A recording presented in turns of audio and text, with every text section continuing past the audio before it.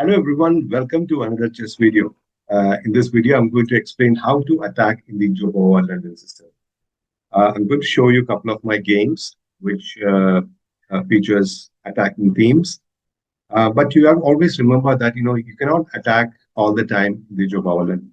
You can attack in certain systems, especially in the G6 systems, the kingside and Grunfeld, and also you can start with the G4, H4 attacks in the A6 systems and also in the bishop F5 system. But all these attacks has to be combined with positional elements as well. So without further ado, let's start the analysis of my two games. And I'm very proud of these games, and these are the two best games I've played in the Jobava London system. So enjoy the videos. So this is the first game, and my opponent is an 1850 rated player, rapid, and this is a rapid game, and it was a very good game, and I'm very proud of it. Let's get started.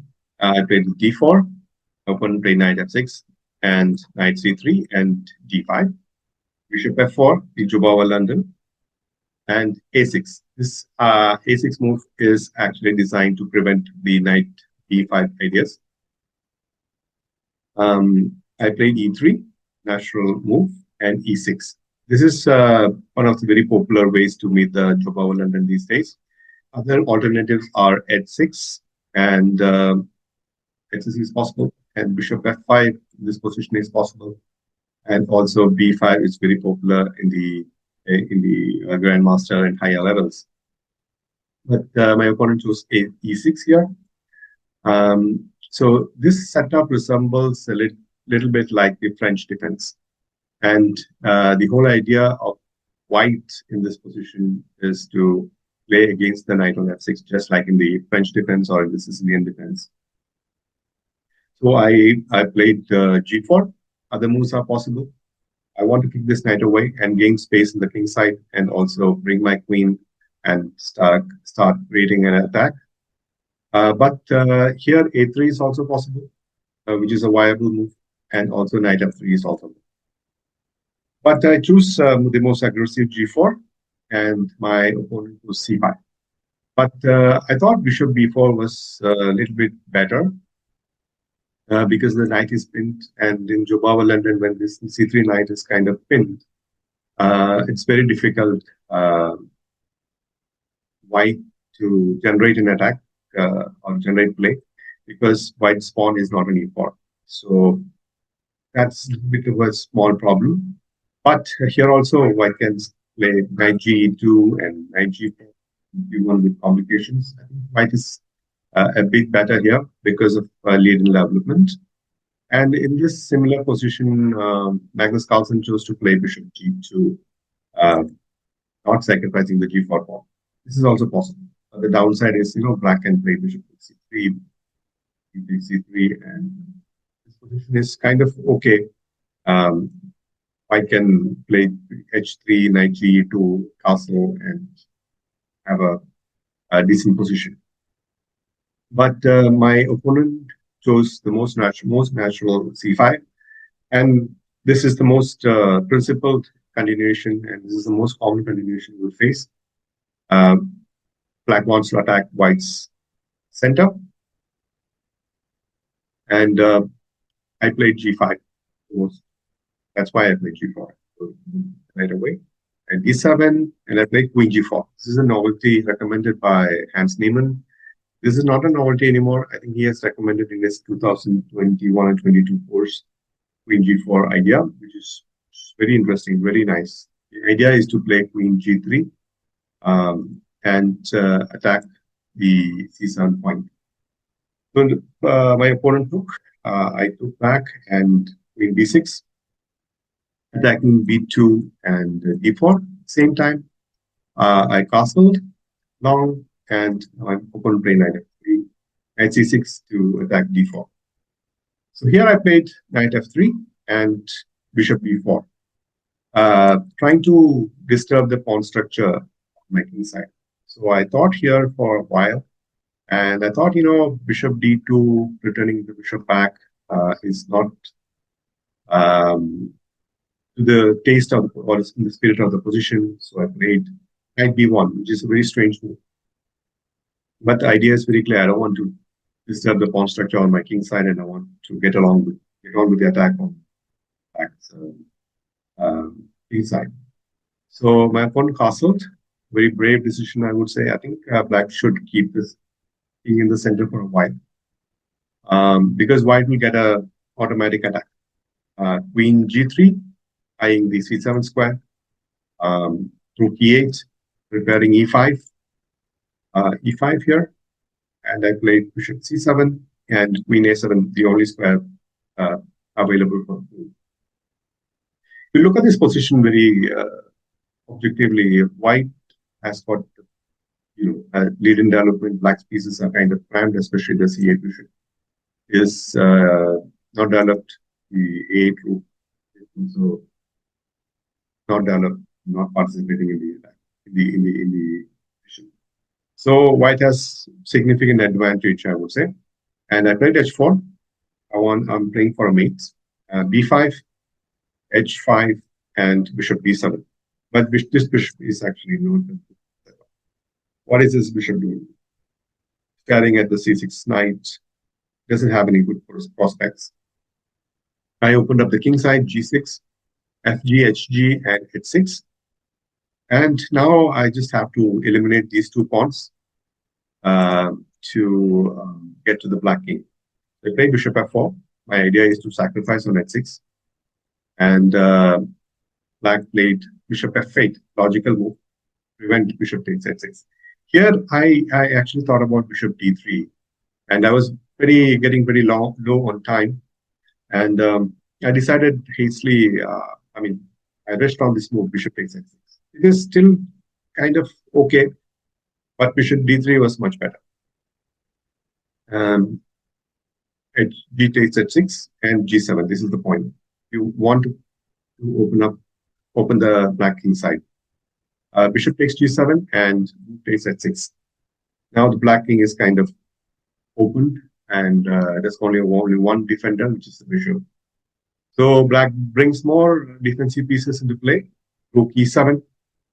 I played bishop d3, bringing more pieces into the attack. So when you attack, you want to bring all your pieces into attack and throw at the kitchen sink, throw at your opponent.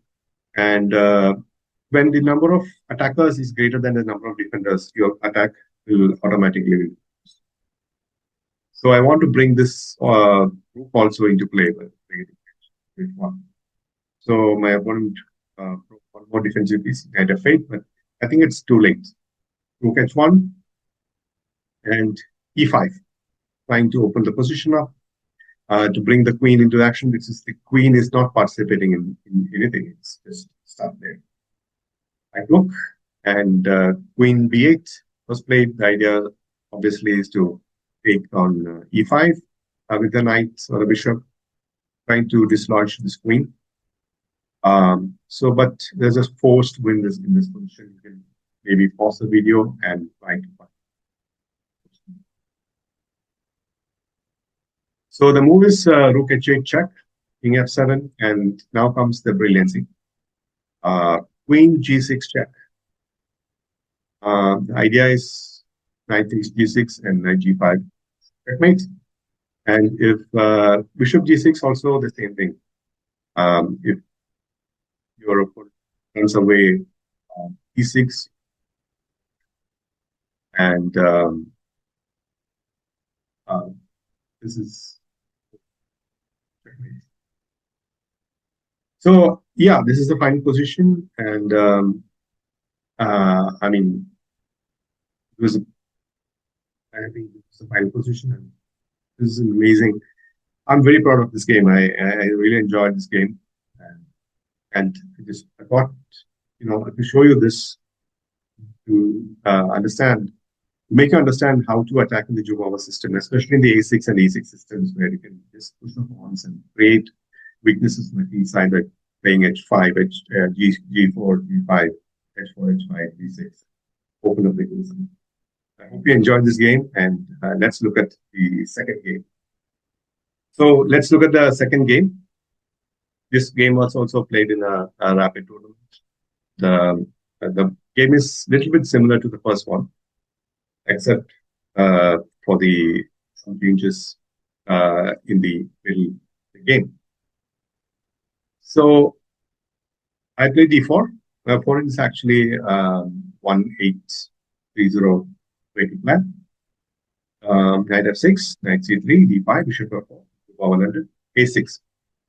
So the same variation from the previous game, and e3 and d5. So this is where the game diverted. d5 is a very common move these days, and I can play a3 here. But I played a very concrete idea recommended in by GMs, which is h4. I think Arjun has played in. I'm not sure about it, but h4 occurred in some of his games. H4 is designed to gain space in the kingside and to prevent black from playing bishop, discourage black from playing bishop by bishop. Because after f3, g4, white gains a lot of space in the inside of the bishop is. So black played bishop b7, and I can play g4 now. This is the idea. c5, striking in the center, thematic strike in the center by black. g5, knight d7, and bishop g2. Attacking the d5 pawn. e6, defending the pawn, and queen g4. The same idea as in the previous game. But white brings the queen into the king side, create threats against the c7 point, and also the queen will guide the attack in the king side. cd, ed, and knight c6, white castles, and bishop b4, as played in the previous game. In that game, I played knight to b1, but in this game, I played knight to e2 because the knight was on f3 in that game, and here the knight was not developed yet, so I played knight to e2. Rook c8 and king b1, and a useful move. Knight a5, the knight wants to come to c4. I think black is kind of okay in this position. White wants to create an attack, but it is a dynamically equal position. h5 and knight c4. g6. This was a mistake. I thought, white should not rush on g6. Instead, white should play normally, like maybe a3 or bishop c1. Bishop c1 is a good move actually to defend the king side.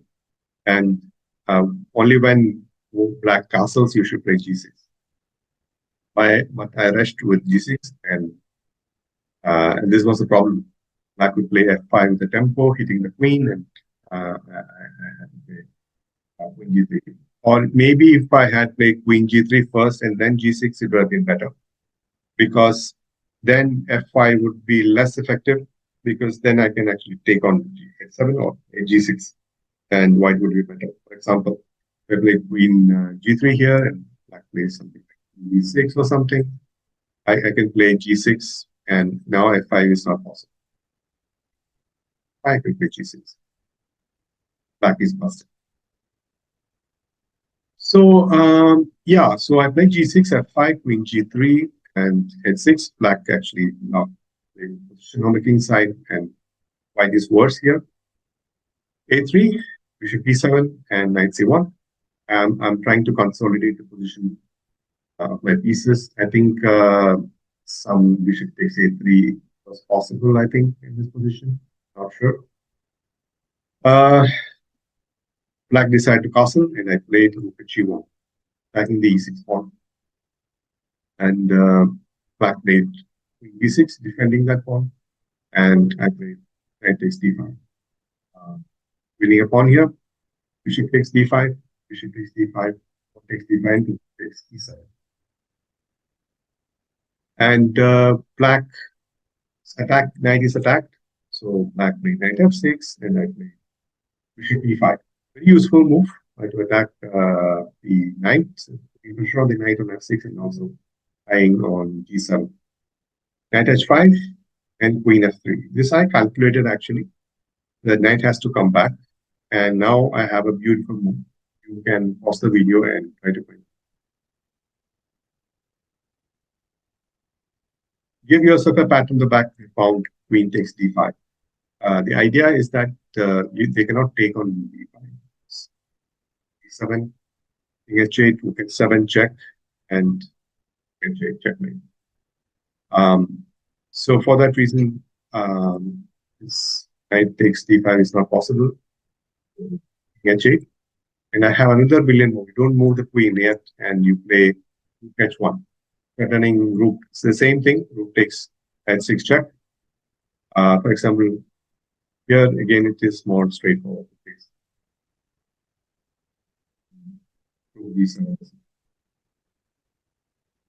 So again, the queen cannot be touched, and back on e5. And I played rook takes f6 because I calculated that as a force. After g takes h6, e7 check, e7, pawn promotes to queen, and it is check. So these are the two games I've played, attacking games I've played, and I want to show you these games. Good games, the games I'm proud of in Jobava London. And in this game I didn't play as well as in the previous game, but made some mistakes like allowing f5. But the finish was awesome, and I'm very proud of this. I hope you enjoyed this video, and hope you learned how to attack the Jobava London, especially in the a6 e6 systems, a6 b5 systems, when black plays a6 and e6 and a6.